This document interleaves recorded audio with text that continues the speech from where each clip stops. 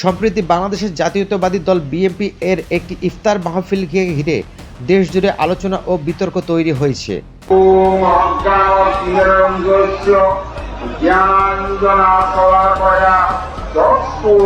26 ফেব্রুয়ারি সুনামগঞ্জের ধর্মশালা উপজেলার বিএনপি আয়োজিত একটি সুধী সমাবেশ ও ইফতার মাহফিলের ইসলামী দোয়া ও কোরআন তিলাওয়াতের পাশাপাশি হিন্দু ধর্মগ্রন্থ গীতা থেকে পাঠ করা হয়। এই গীতা পাঠ অনুষ্ঠানটি করেন স্থানীয় এক শিক্ষক। অনুষ্ঠানের উপস্থাপনায় তাকে সম্মানিত অতিথি হিসেবে পরিচয় করিয়ে দিয়ে পাঠের জন্য আমন্ত্রণ জানানো হয় বলে ভিডিও ফুটেজেও দেখা গেছে। স্থানীয় সূত্রের মতে এটি একটি সর্বধর্মীয় সম্প্রীতির অংশ হিসেবে আয়োজন করা হয়েছিল, অর্থাৎ মুসলিম অংশগ্রহণকারীদের জন্য দোয়া, অন্য ধর্মাবলম্বীদের জন্য সম্মান ও গীতা পাঠ।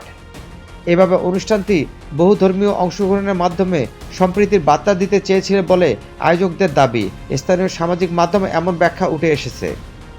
এ ঘটনাকে কেন্দ্র করে সামাজিক যোগাযোগ মাধ্যমে তীব্র প্রতিক্রিয়া তৈরি হয়েছে। কেউ এটিকে সম্প্রীতির উদাহরণ বলেছেন, আবার কেউ এটিকে ইফতার মাহফিলের ধর্মীয় রীতির সঙ্গে অসামঞ্জস্যপূর্ণ বলে আলোচনা করেছেন।